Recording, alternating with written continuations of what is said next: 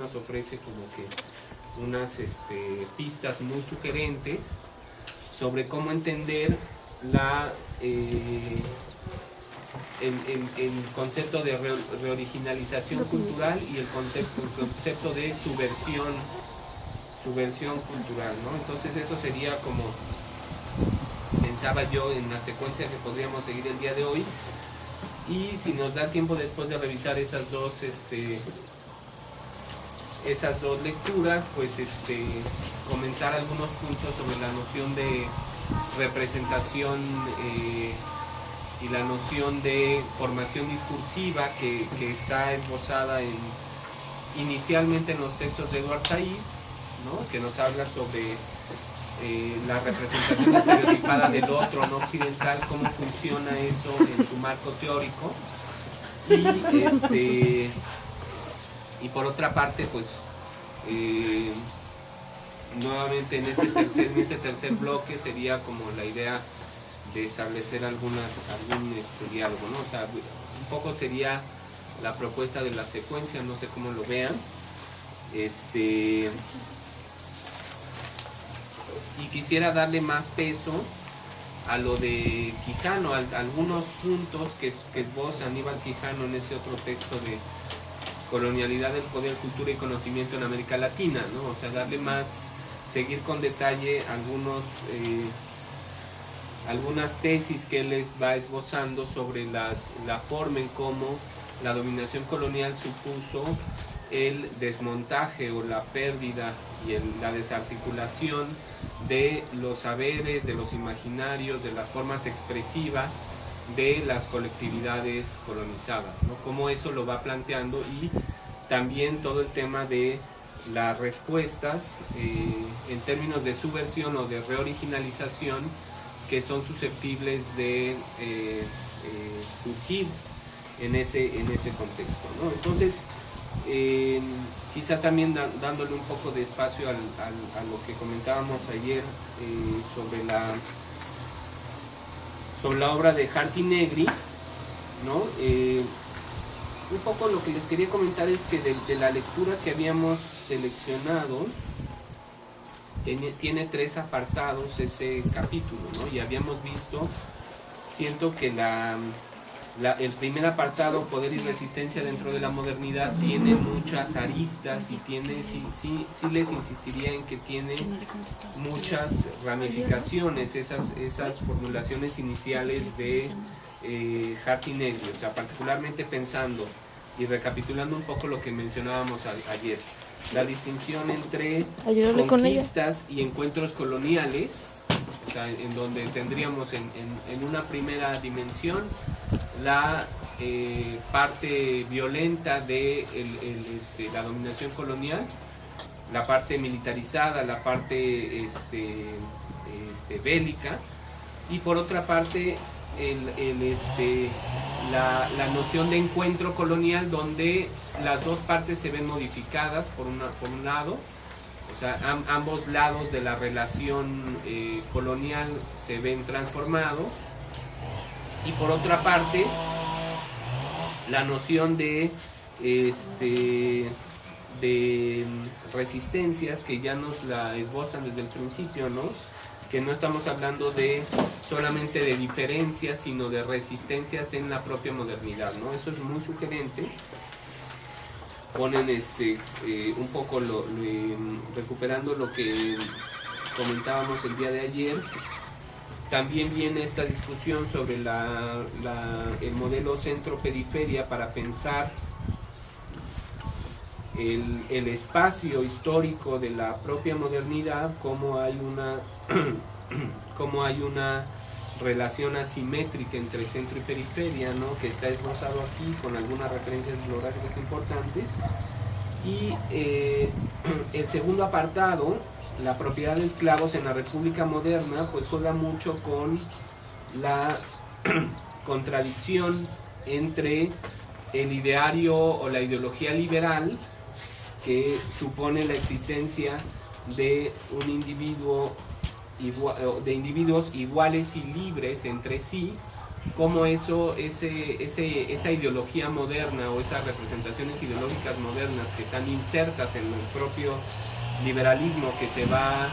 desplegando a lo largo de los siglos XVII y XVIII, cómo convive ese liberalismo con la práctica de la esclavitud a gran escala, ¿no? Entonces nos van presentando una de esas, una supuesta paradoja, ¿no? En la que han insistido, por ejemplo, en este volumen tan importante Susan Bockmurs, que se llama Hegel, Haití, la historia universal, que incluye el texto clásico Hegel y Haití. Bueno, ya es un clásico, aunque es del 2000, ¿no? Ya es un clásico, ¿no?, de esta discusión, porque ahí había una tensión, digamos, entre la ideología liberal moderna y la práctica a gran escala de la esclavitud. ¿Cómo es posible que convivan estas dos dimensiones, ¿no? Entonces nos van presentando esa primera paradoja, ¿no?, donde los textos republicanos del siglo XVII y XVIII plantean, aunque plantean la esclavitud como adversario, generalmente se refieren a la esclavitud antigua y establecen esta como negación de la realidad de la esclavitud moderna. O sea, en esa época está desplegándose un tráfico de esclavos con dimensiones colosales, y al mismo tiempo estos teóricos pues, lo están negando o por lo menos no hay referencias explícitas a este proceso, ¿no? Y entonces básicamente lo que nos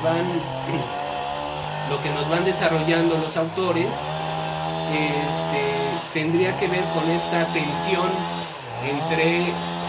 esclavitud e ideología liberal, pero al mismo tiempo nos van mostrando cómo no son la propia modernidad durante siglos enteros requirió de la combinatoria entre capitalismo y esclavitud. Esto es que no es una institución premoderna y que no podemos entender a la esclavitud durante esos siglos como un residuo premoderno, sino que tenemos que entender cómo la propia modernidad en términos de las prácticas de racialización de poblaciones y en este contexto específico de las poblaciones africanas, cómo esta modernidad supone una combinación entre mercado mundial con una predominancia propiamente capitalista, con prácticas de esclavitud a gran escala, y cómo estas dos instituciones no son excluyentes, no son residuos. La esclavitud no es un residuo del pasado, sino es una institución moderna también, ¿no? Entonces, más o menos nos van esbozando esta problemática. Y, por ejemplo, citan este texto de una carta de Marx a Annenkopf de 1846, que de la correspondencia de Marx sobre este tema, que no hay, que se compiló en los textos sobre los Estados Unidos de Marx, pero más allá de la referencia directa a Marx, aquí hay una cita muy sugerente que nos habla sobre la convivencia entre industria moderna y esclavitud, ¿no? Dice: sin esclavitud no habría algodón, sin algodón no habría industria moderna. La esclavitud ha dado valor a las colonias han creado el comercio mundial, y el comercio mundial es la condición necesaria de la gran industria mecanizada, ¿no? O sea que el propio Marx tenía claro cómo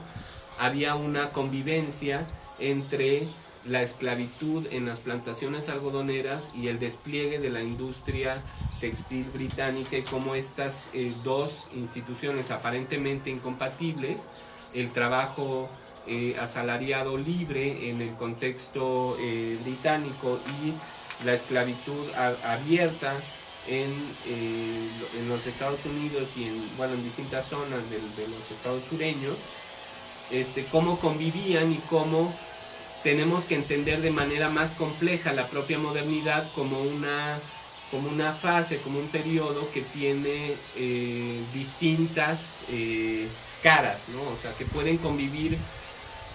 formas ideológicas con prácticas de coerción abierta, formas ideológicas liberales con prácticas de coerción abierta, y cómo esto nos hace pensar más bien cómo esta modernidad tiene varias dimensiones y es bastante compleja, y que hay que entenderla en esos términos, ¿no? Entonces, esta idea de que de que hay una jerarquía racial en el contexto de la esclavitud moderna nos van desarrollando estas tesis Hart y Negri.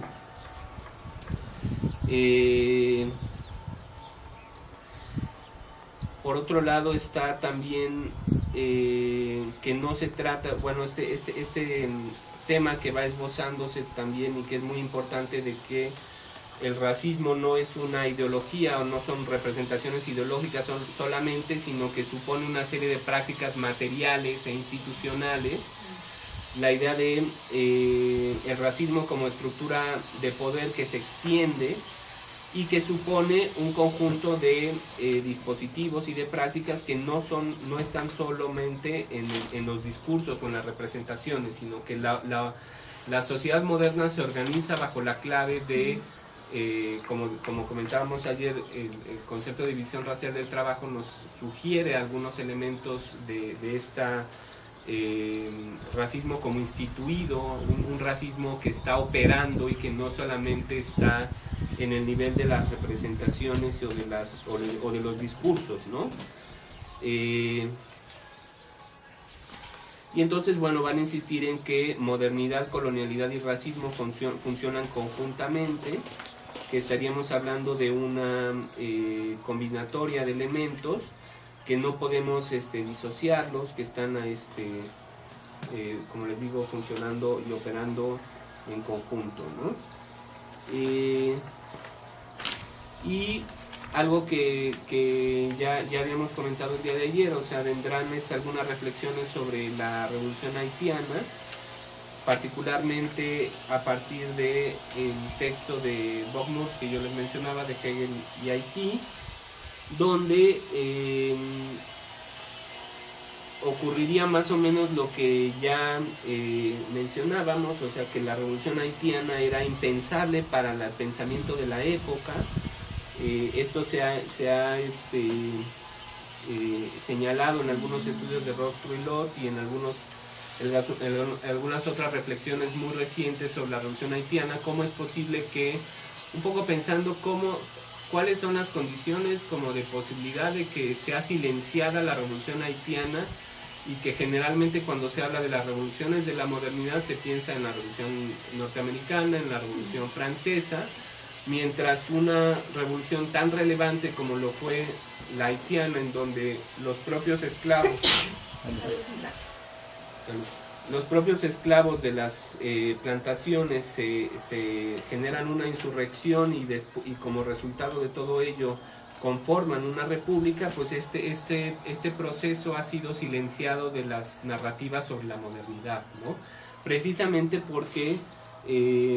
para la propia época, pues esto era impensable, justamente por la vigencia o la eficacia de el racismo moderno, que no contempla esa posibilidad de una república negra, ¿no? De una república construida a través de una insurrección de esclavos negros, ¿no? Y bueno, vendrá también algo muy importante, bueno, que tiene que ver con las lecturas que hacen sobre Foucault estos autores, ¿no? De la idea de que por ejemplo, en el contexto de la resistencia a una relación de dominación, siempre el dominado tiene un margen de acción, ¿no? O sea, que no hay incluso diciéndolo paradójicamente, lo podríamos formular de la siguiente manera: incluso bajo condiciones de esclavitud, el esclavo es libre hasta cierto punto, ¿no? ¿Qué quiero decir con esto? Que tiene un margen de acción, un margen para resistir incluso bajo condiciones de opresión abierta y de dominación excesiva, digamos, como ocurre en las plantaciones en las plantaciones azucareras, ¿no? Entonces esta idea que van formulando también se va a ver reflejada en toda esta parte sobre la resistencia a la esclavitud. Un poco la tesis general es que la resistencia a la esclavitud en el contexto moderno supone un desmontaje de la institución de la esclavitud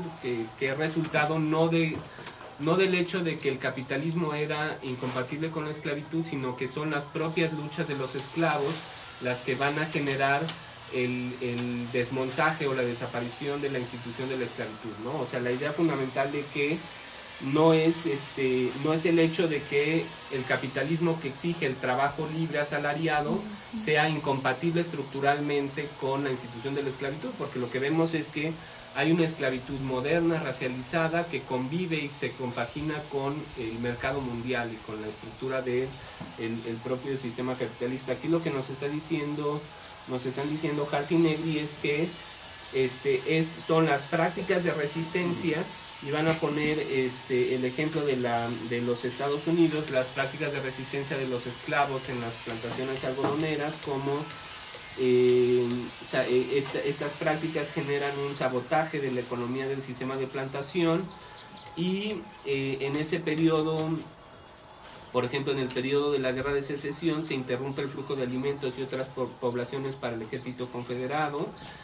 Los esclavos pusieron en marcha un éxodo, o sea, una huelga general que involucró a 500,000 de personas, ¿no? Que contribuye a hundir a los combatientes confederados. Un poco esta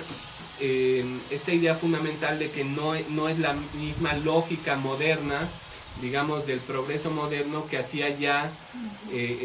incompatible ese sistema basado en el trabajo libre con la esclavitud, sino que son las propias resistencias, la propia potencia de resistencia de las colectividades esclavizadas las que van desarmando y desmontando el propio sistema esclavista en distintas zonas, ¿no? O sea, tendríamos el caso de Haití, pero también lo tenemos en el contexto norteamericano, y esto nos da pistas para entender también cómo incluso en esas condiciones extremas hay una resistencia posible ante una relación de poder, que es lo que quieren enfatizar estos autores. La idea de que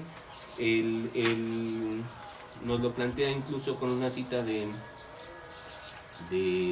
Spinoza, que es un autor que trabajó mucho Negri, ¿no? Este filósofo judío del siglo XVII, donde dice: nadie puede transferir tan completamente su derecho a otro y por ende su potencia hasta el punto de dejar de ser un ser humano, ni habrá jamás un poder soberano que pueda hacer lo que le plazca, ¿no? Un poco con la idea de que cualquier estructura de poder requiere de asentarse en los sujetos dominados, y sobre esto va a volver más adelante cuando nos desarrollen los autores la idea de colonialidad del biopoder, con esta tesis fundamental de que un poder colonial requiere también de la anuencia de los sujetos dominados, ¿no? Y que no se puede un poder, incluso bajo estas condiciones de un poder dominante, un poder despótico, que requiere de soportarse en los sujetos sobre los cuales se ejerce el poder, ¿no? Es un poco esa tesis que ellos tienen,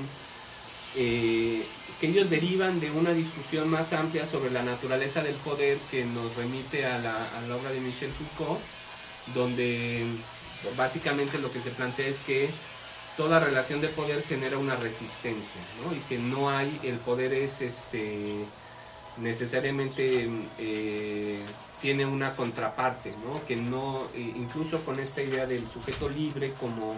un sujeto libre constitutivamente a nivel ontológicamente libre, ¿no? Que por más coerción que se ejerza sobre un sujeto siempre tiene un campo de acción, un campo de estrategias de respuesta ante ese control, ¿no? Y quizá podríamos ir pasando a la noción de